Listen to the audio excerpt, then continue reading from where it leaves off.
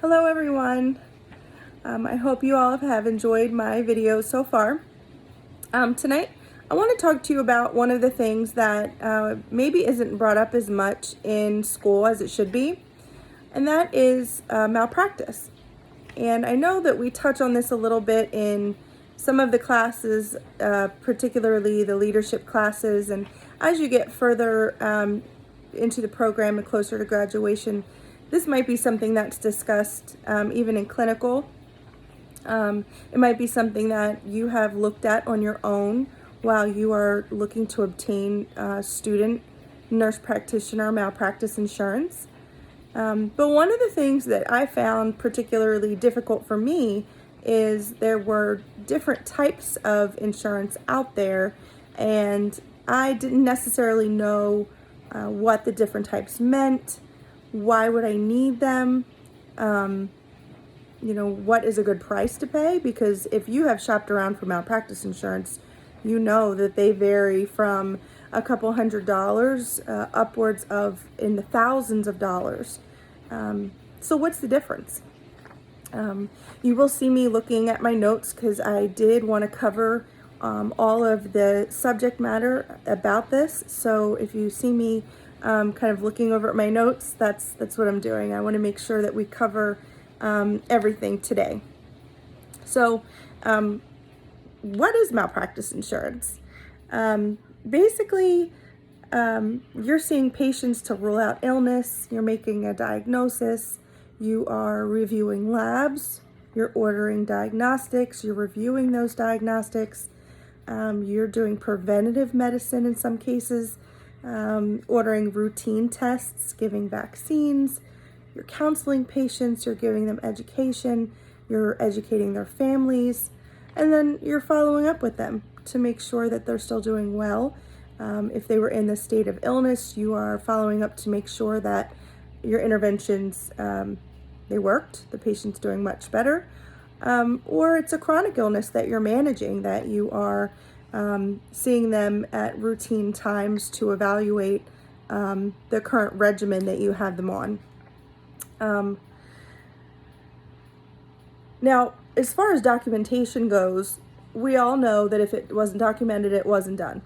That's the old adage, even in nursing, that it has gone back and forth with exception documentation to documenting everything. As a provider, you are expected to not only document negatives, but also positives, because you're assessing that patient. You're doing an exam. You're taking a good history and you're performing a physical exam. So malpractice insurance isn't always just about something that you have done to harm a patient. This could be something as simple as not receiving a test result and you didn't follow up on it. It was an abnormal. The patient had an injury because of it, and you as the provider who ordered the test are liable. So each time a provider sees a patient, there is a risk the patient doesn't follow up as they were supposed to. What about the test? Was it lost? Did the lab not perform the test? Did they misinterpret your orders? Was the wrong test performed? Did the patient experience a negative effect from your plan of care, from a medication that was prescribed? Was there an incorrect clinical diagnosis made? Was something missed that, we often assume that something is as cut and dry as it seems, when it could be just a precursor to an underlying, more complex problem. You can even be named in a lawsuit, even though you weren't the provider that actually caused the harm. But if you are a part of a practice or a part of a group of physicians, such as the emergency department, or you are within a big practice, all of those things, you could very well be named in a lawsuit. So there's a few elements of malpractice. First, there you have a duty to protect the patient. The patient and provider relationship, that has to have been established as part of a malpractice claim. There has to be an understanding between yourself and the patient that that relationship exists. The standard of care reasonable by means of what all other physicians or mid-level practitioners would do in the same scenario, and they were not followed. Additionally, you were working outside of your scope of practice. You were taking care of a patient that had a complex endocrine problem, and you work in women's health. That could be considered a breach of your scope of practice. It could be a breach of the standards that caused the injury, or it could just simply be a missed diagnosis. So let's talk about avoiding malpractice. And then I promise we will get to the types of malpractice insurance. If a patient has a complaint and they come to you or they come to someone in your practice and you've seen the patient and they say that they have a complaint, there was an injury, they were harmed, they felt like they were not treated properly or adequately, it's really important to validate their feelings. They may be in error. They may not have interpreted their own results correctly, because now we live in an age where, patients can look up on their charts online and they may misinterpret something and think, oh my gosh, I don't know what this is. My doctor should have known and done something about this. Because they are not trained, they don't realize that that was actually okay and there was nothing to be done. So it's important to validate their feelings and absolutely investigate their claims. Even if you think that you know for certain that what they're saying is not the case, mistakes happen all the time, and it's very important to investigate their claims. It's also equally important to maintain those records. You want to maintain excellent records of labs that are coming in, labs that are ordered, diagnostics that were ordered, because what happens is if the patient doesn't go and get the test and they had a problem and you're not following up with them, that does fall under your duty of care for that patient. Even if they are normal, you should be keeping a good record, which is really easy nowadays because we all are on e-charts or EMRs for the most part. Some practices are still practicing on paper, and they are tasked with keeping excellent records, which may be difficult if it's a large practice. If you find that you've ordered labs on a patient or radiology or diagnostics and you have not seen those results come in, and it's been about a week or more, someone from your office should be giving that lab or diagnostic center a call and finding out what has happened. Did the patient not show up? Did they just not result properly? Or was the fax not received? Or it didn't load properly into the EMR system? So definitely follow up with those things. Asking a patient to call for results. That happens a lot. I'm guilty myself. Give us a call on Monday and we'll give you those urine results. We need to be calling the patients. If we give the result receiving up to the patients and it's an abnormal and they don't call, they're going to assume it's normal and we could have missed a diagnosis that needed to be treated. You want to avoid placing blame. It's very easy to say to the patient, well, the lab never sent it to me, or the radiologist missed it. But ultimately, we are the providers, we are responsible. So just keep that in the back of your mind, and also try to stay in your area of expertise. We all have a wide knowledge base, especially in family nurse practitioner, in acute care. We all have a wide knowledge base. However, when you are working in a specialty area and you are taking care of patients in a specialty area, we need to maintain that specialty while we are seeing them and knowing when to refer out. It's really important. So let's get to the topic at hand, types of insurance. So everyone knows we're supposed to have malpractice insurance as a student.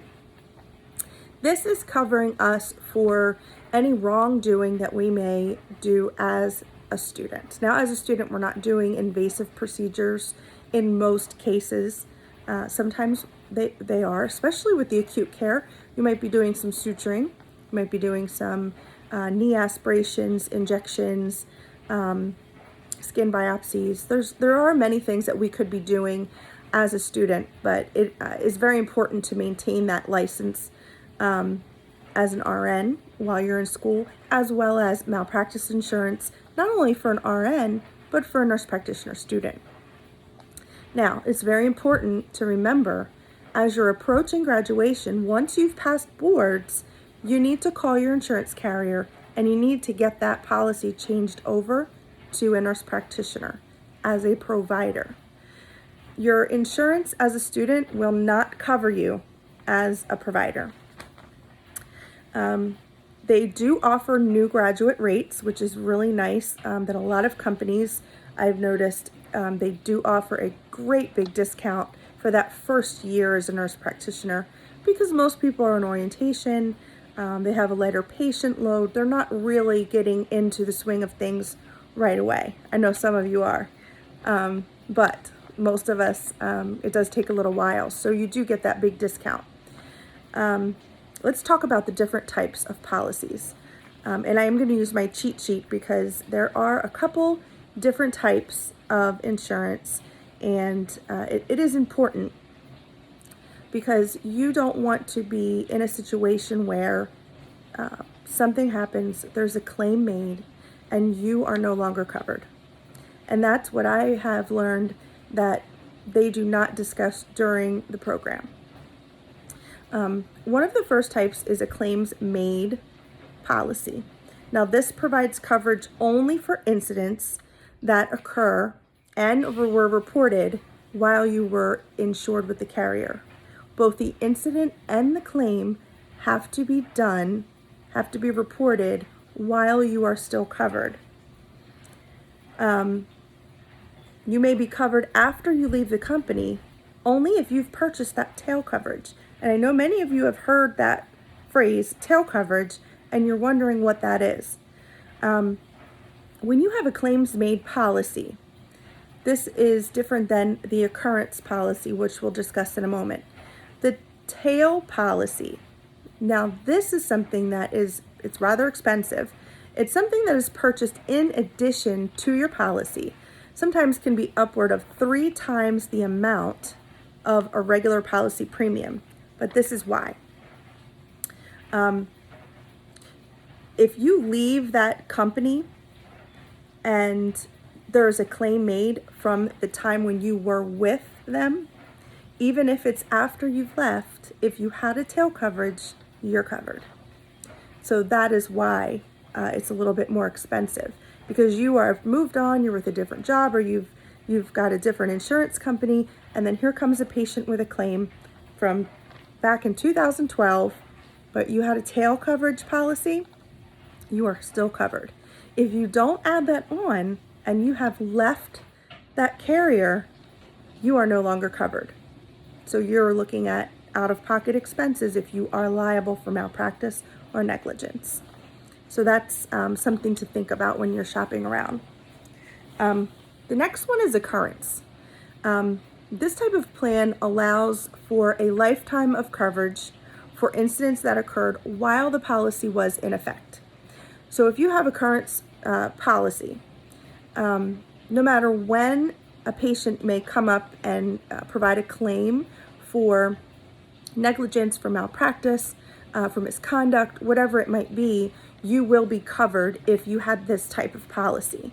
An example is if you had a policy in 2012 with a particular carrier, and the patient files for a claim in 2015, if the incident occurred in 2012 when you were covered with that carrier, you will be covered even if you have a new carrier now.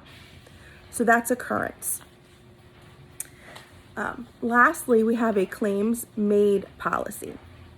A claims made policy. This is rather inexpensive. This is something that if you've ever heard of a mortgage that starts off with small payments and it gradually goes up over time. Very, very similar. So you start off making very small, inexpensive payments, maybe 5-10% of the premium. And then as the premiums build, as the policy years accumulate, your payments would become larger, your rate would increase until it reaches the maximum mature rate. This is good if you are planning on staying with the same company for a long period of time and you have relatively low risk. This is something that is for you. Given those types of policies, what you want to do when you're looking for malpractice insurance, whether you are a student, a new grad, you are a seasoned nurse practitioner, any of those, you want to do some comparison shopping for premiums.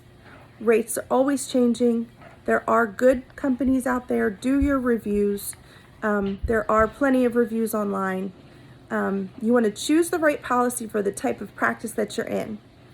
If you are in urgent care and you're seeing thousands of patients versus a small practice where your patients are always the same, you know your patients, you're following along with them. You work in a hospital, you're a hospitalist.